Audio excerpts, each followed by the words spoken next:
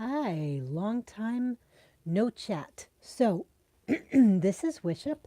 Hi, welcome back. If you're back, if you're here for the first time, welcome. Um, I'm going to do a reading for the Sagittarius new moon, which actually happened a while ago, December 7th. And it goes through the full moon, which will be at 0 degrees and just a little bit of Cancer on December 23rd. Um, That's kind of important because Cancer is the sign of the moon, and it'll be a full moon in Cancer right near Christmas. And the constellation of Cancer has at its heart this little nebula called a Precept, if I'm saying that right. It's a little cluster of stars, and it's called the Beehive, or it's also called the Manger. And the reason it's called the Manger is because this is the constellation that is in the sky at night during the time of Christmas. Just like Capricorn is the constellation coming up over the horizon in the morning during the time of Christmas. So the winter solstice is also at the same time. If you celebrate any of those things or some other midwinter celebration, basically when the sun comes to a stop and the days stop getting shorter and the sun appears to stop in the sky and hold the same place for 3 days, which happens at the winter and the summer solstice. The sun, stis meaning to stop. And then the days start getting longer again. So if you're in the northern hemisphere, you've been noticing the days getting shorter. And most astrology was based on the northern hemisphere because then as now, it's where 90% of the population lives. So that is sort of hemisphere centric, north centric for sure. But that is why a lot of it is concerned with northern hemispheric movements. Okay, is there anything? All right, so that's kind of the thing about the winter solstice, but you probably already know that, or many of you do. I just wanted to do a general kind of playing card reading that's sort of an answers spread, because for me, the Sagittarius new moon was pretty powerful, and I am at the end of a transformative process, an educational process. And education can be anything that changes your skill set or your capacities or your perspective. So, it's very tied with wisdom through experience in that way. You're not the same person at the end of whatever experience it is as when you began.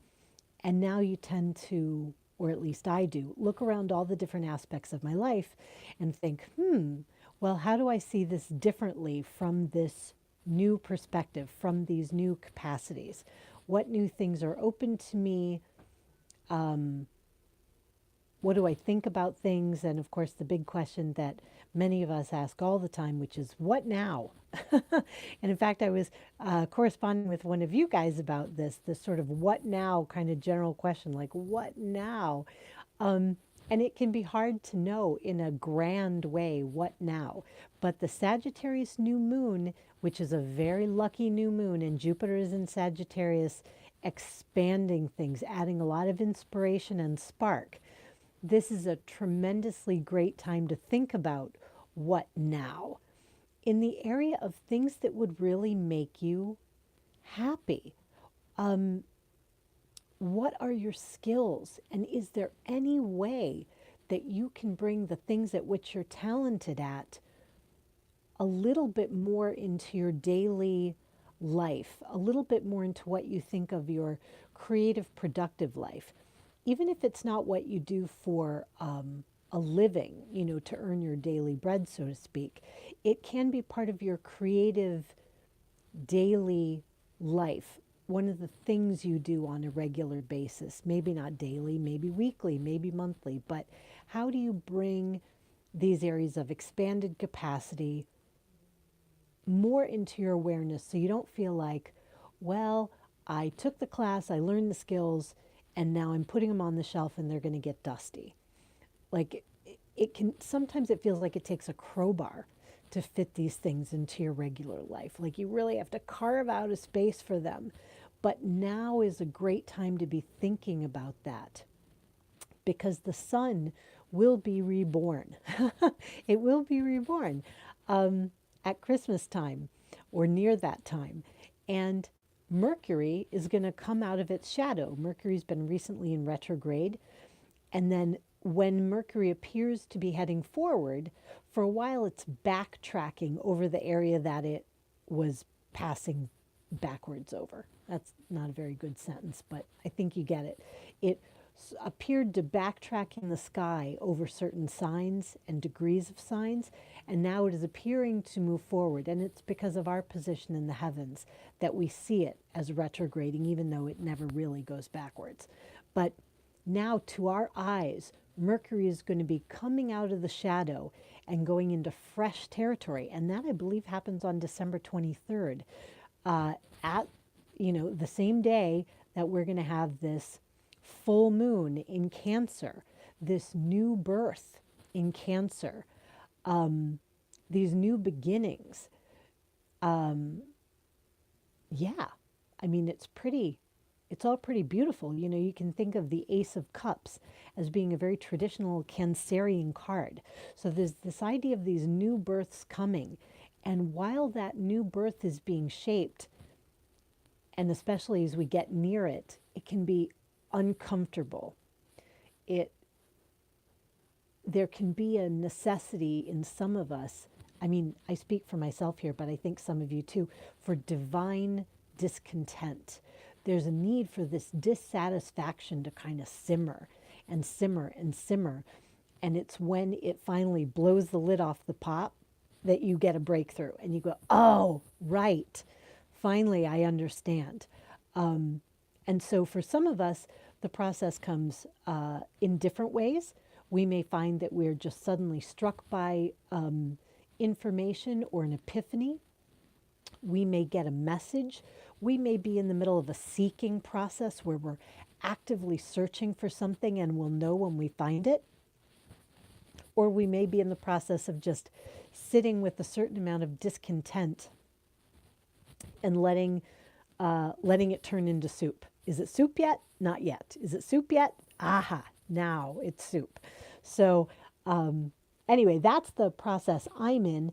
And so I'm going to guess probably at least one or two of you are in that process. So let's see what the cards have to say about what now? What are we looking at? What now? So I'm doing the typical, not typical, but kind of typical for me. I love Angelo Napoli's Answers spread. And so I'm using this new set of cards. These are Roy Lichtenstein cards. He's the artist who designed this logo. And you've probably seen his work artistically. It sort of looks like old newsprint. Maybe I can hold this up enough you can see like all the little, yeah, see all the little, it looks like old comic books, but, or comic strips in the paper, but he did it with a very different sort of, different themes and a kind of a subversive sense of humor about it.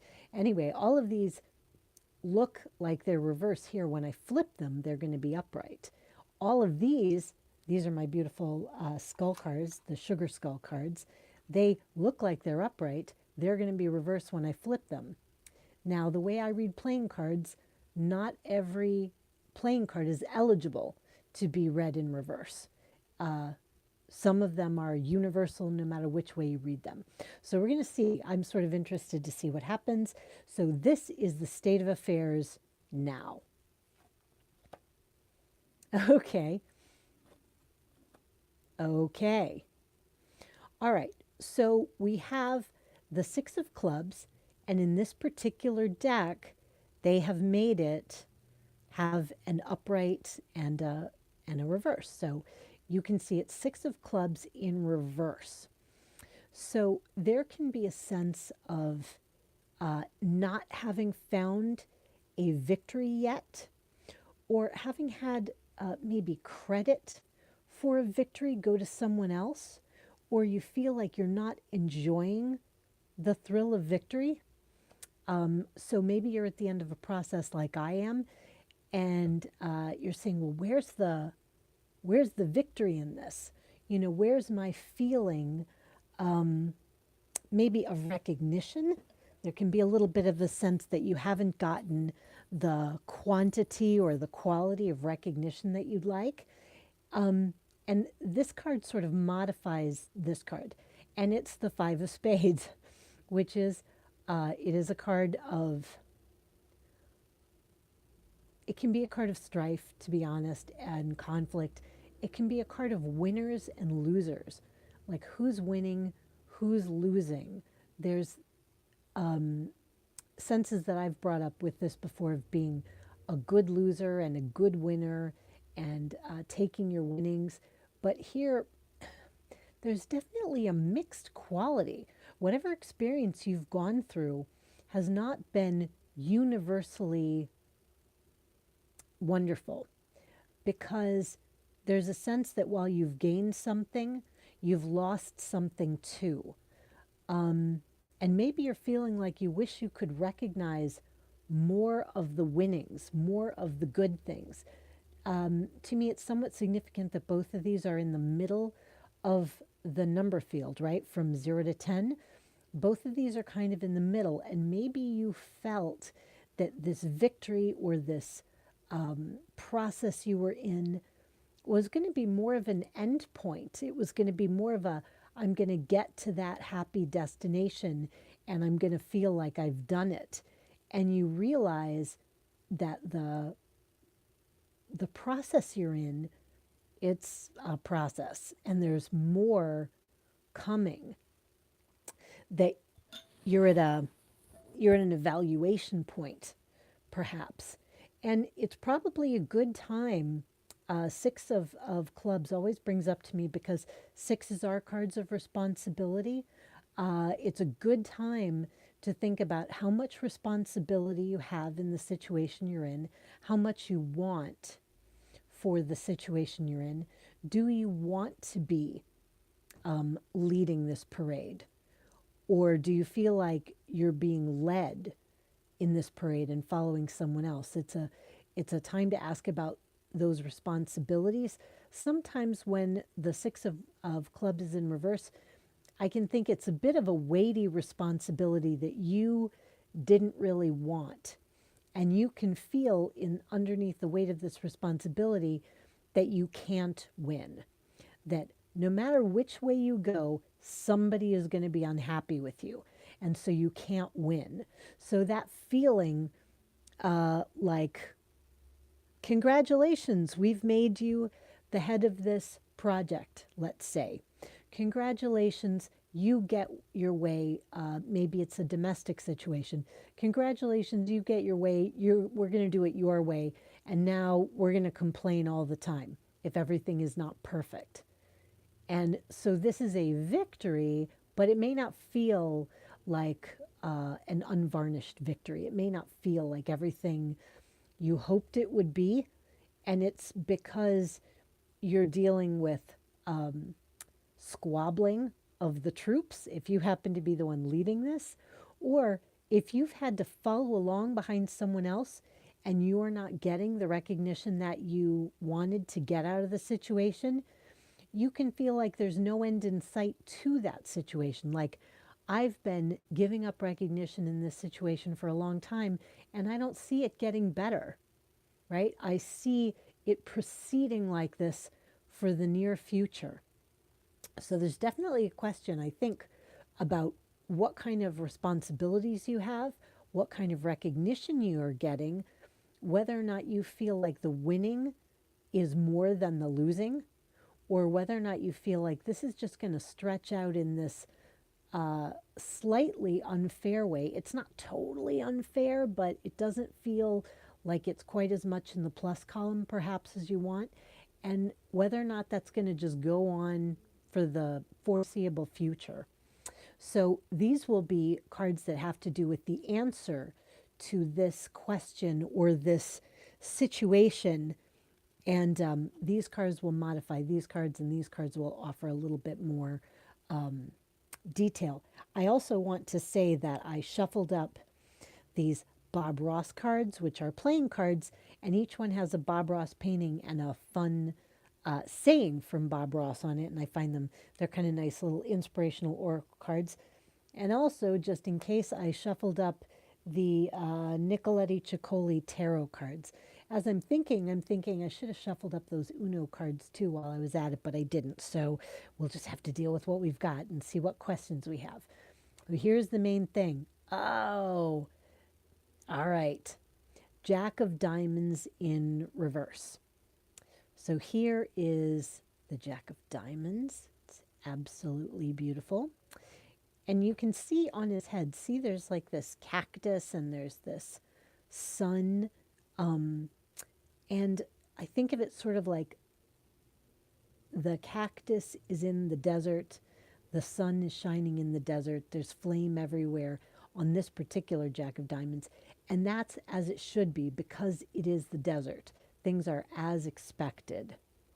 But this, when the Jack of Diamonds is in reverse, the Jack of Diamonds would typically be a very trustworthy character. It's a red card, so generally positive. But in reverse, it's a little bit of an untrustworthy, unreliable character.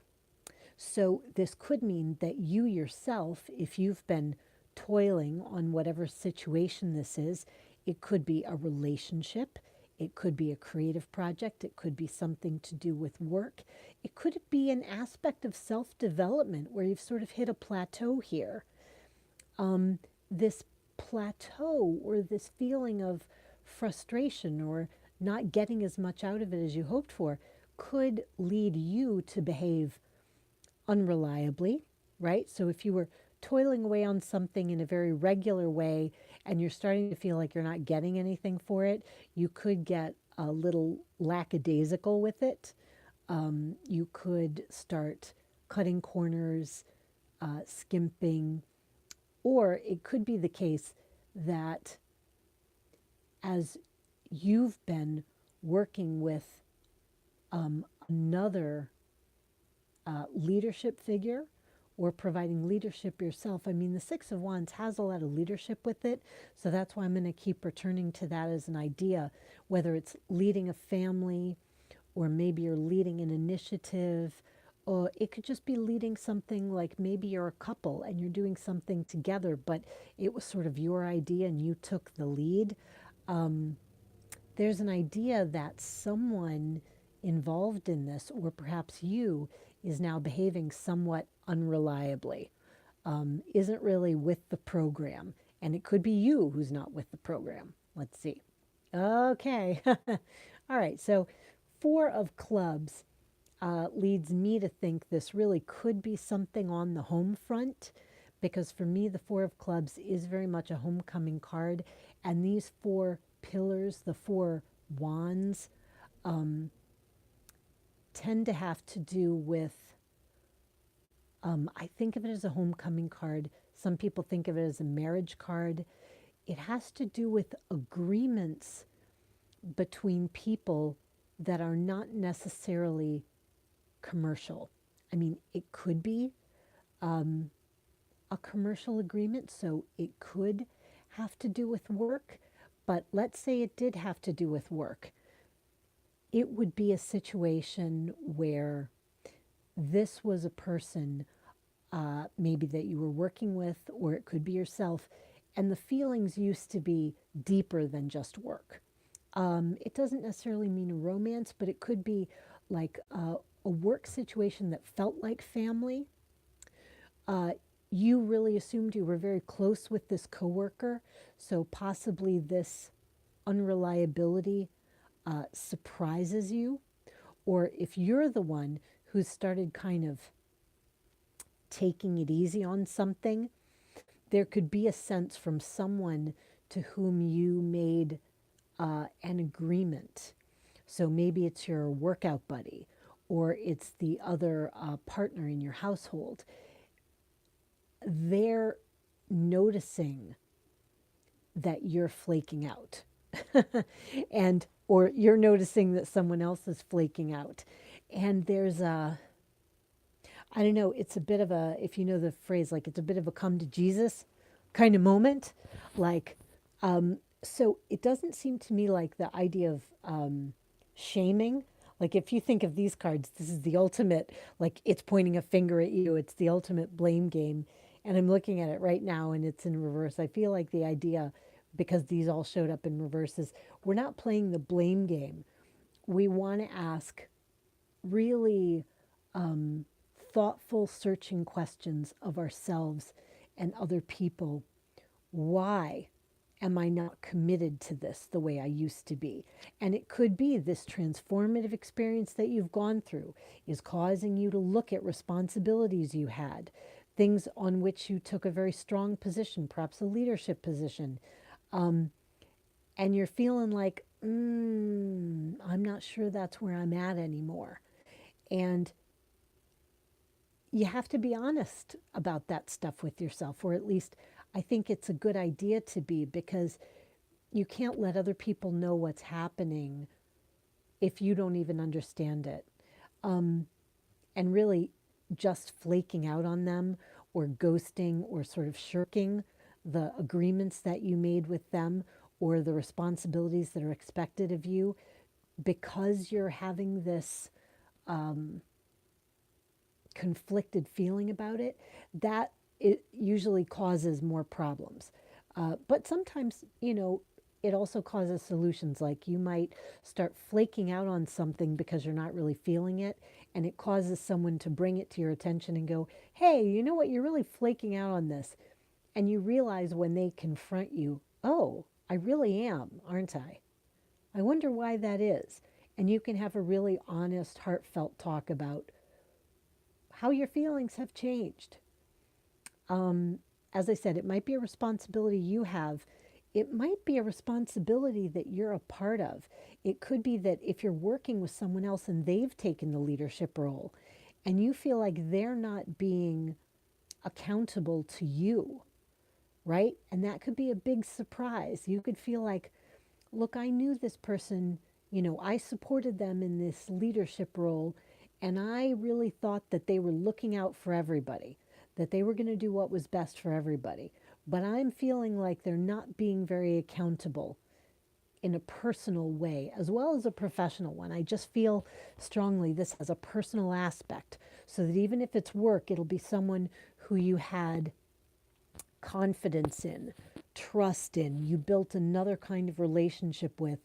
It's not just transactional, right? This isn't just a transaction. These are emotional bonds. This is genuine rapport that you have with people. So let's see what else we get in the answers section.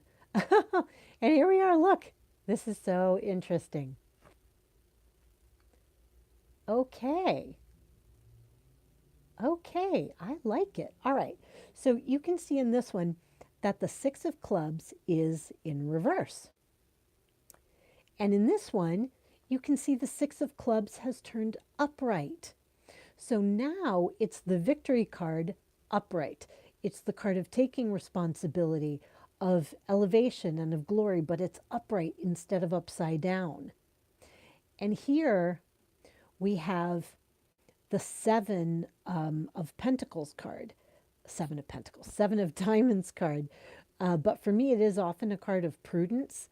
The way you can see this one is four of the heads, you could say, are upright, and three of the heads are upside down. So even though this is a reverse, so to speak, for me, it matters how many of the way I read it is how many of these pips are facing upright. That's kind of how I read uprights and reverses. So it's interesting that even though this one, the head is in reverse, the majority of the pips are facing up. So anyway, that's just a little bit of like my process. But Seven of Diamonds, it can be a card. I think of all sevens as cards of mastery, but they tend to be cards of personal mastery where you have to examine yourself. Are you a master over, Seven of Pentacles asks, a master of your time? Because we have like 7 days in a week. So often it is a mastery of timing, the right time for things. It's also a mastery of investment, prudence. How much do you put into something? Because it sort of looks to me here, there are a couple different options, but if you put less into it, this unequal balance of what you're putting in and what you get out will now be rectified. Like maybe you're not happy with what you're getting out of it because you're putting so much into it. And it's time to crank back the resources in terms of your energy, efforts, money, time, that kind of thing. Seven, if it were Seven of Pentacles, you'd be thinking about a harvest. So your expectations, like ratcheting back your expectations for whatever this is. And then it makes the calculus work. The equation works when you expect a reasonable amount, or you reset your expectations, or you reset the amount you're putting into it, then suddenly now the amount you're getting out of it feels like a win. So if you're putting 10 hours a week into, let's say, a side hustle, that you teamed up with somebody to do a side gig, and you're putting 10 hours a week into it, and that's a lot, and it's causing you to start slacking on it, and the person that you're doing it with feels that you're being somewhat disloyal to your previous agreement, but you feel like I'm having to work too hard, I'm the one holding the bag, that kind of thing. Now you sort of have a come to Jesus and you go, okay, you're right. The reason I am slacking is because it's taking up too much time, and it doesn't feel, maybe it doesn't feel fair. You feel like you're giving more. Maybe you don't feel like the other person is giving as much. And there has to be a rebalancing of the equation. And when you do that, even if it comes about through a little bit of a confrontation or a conversation where we say, are you coming through with what you said you would do? Are you being the kind of leader who's taking care of everyone? And this might be a conversation that you're having, that you bring to someone else's attention, that they're not being as responsible as you need them to be. It could be that if you're expecting, let's say it's someone at work, to be responsible about something and they're not being that way, that now they can recognize that, and maybe they share some of the responsibility with you. So instead of feeling like you're being left out on the recognition and reward factor, you actually are able to get some of the things you want. Yeah, that's definitely what I see. So the path here is not to try to be prudent or to try to continue along with something that isn't working. It's really the time to be honest with yourself. And you may need, if this Jack of Diamonds in reverse is someone else, you may need to be honest with someone else. One thing that's nice is these cards kind of build, right? So we've got the 6 and the 5, but then we end up with the 6 and a 7. And we go from the only, really negative card, if you think of spades as being negative, is here in the beginning. It's where we are now, where things are unequal and not working. Clubs can be negative at times, but they can also be neutral. But here, they're teamed up with these diamonds cards, and this one, to me, looks great. This is a good card. This is a card of mastery. So it's a card of getting things rearranged. You're going to get your resources rearranged. You're going to get your time reallotted in a way that feels good, that feels like a good trade of your resources, your time, for what you get out of it. You are going to be able to get more recognition. Now, I am saying there might need to be a heart to heart in this, but it's going to be on the level not of like a public accusation, I don't think, but I think it's going to be more on the level of using that personal rapport that you have with someone, or someone using their personal rapport to you to have a real heart to heart about things that are disappointing, things that just haven't worked out the way you wanted. And they're part of this simmering feeling. And the good thing about this is this seems to be some situation that you're working on and you're sort of trying to, to use that phrase, right size it. You're going to right size it because I think you may have bigger fish to fry in a way, right? So you need whatever this ongoing situation is in your life to get more manageable. And that will allow you to have the time and mental space and resources you need to pursue other things as well, to pursue whatever other goals you have, or to enjoy more of your time, or to feel better about things, to enjoy a greater sense of satisfaction in the contributions that you make at home or at work. So I don't feel like this is the end of the story. This is more like, what do I have to do with my day to day life so that I can pursue these other things? This doesn't look to me like the big goal or the biggest goals of your life. This looks like what you do to manage your life so that you can make time and space for the larger goals that are part of this transformation that you've been a part of, or that you've been experiencing. I mean, at least for anything like me that you've been experiencing. So I think that's it, or at least that's what I got right in the moment. Let's do our little Bob Ross card and see where we're at. So this is the Nine of Hearts that says, and the more that you paint, the more that you are able to visualize. So Nine of Hearts, as many of you will know, is very much a yes card, and it's a wish card. So it's nice that this slogan has to do, or the phrase from Bob Ross has to do with visualizing. The more that you paint, the more you're able to visualize. So if I tie it into the reading, it's sort of the more that you're able to be honest about your expectations, about what you're putting in and what you hope to get out, the more you are able to come to a really good projection of what makes sense, of what you should put in and what you can get out that'll feel fulfilling and accurate in a way. Like you'll be able to more accurately predict what you can get out from what you put in. And that is going to allow you to reach your wishes, because you're not going to put tons more into something that isn't getting you out what you want. And you're able to use extra time, extra resources for self-care, for enhancement of other areas of your life, or development of longer term goals. I mean, that's how you make your wish come true, because a lot of times we look around our lives and go, I don't have spare time. I don't have spare money. I don't have the things I need to fulfill my greater wishes.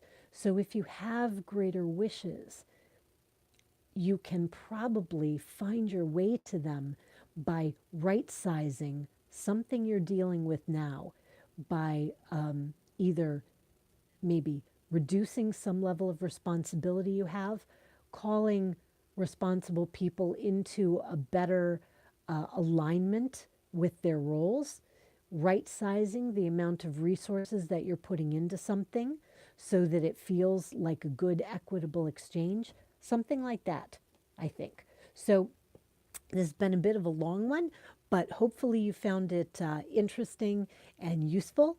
And yeah, it's a little bit of the what now question, but I do find it interesting that when I ask what now and I'm asking for great grand pronouncements, the answer is retool the simple stuff in your life to make room for the big stuff. And I'm like, oh, yeah, that might actually be a good idea. So I hope you're doing well. Thank you so much for all you regular viewers. Thank you for subscribers. I really appreciate your thumbs up if you feel it. And I, of course, appreciate your subscriptions and your comments as always. And until next time, rock on with your bad selves.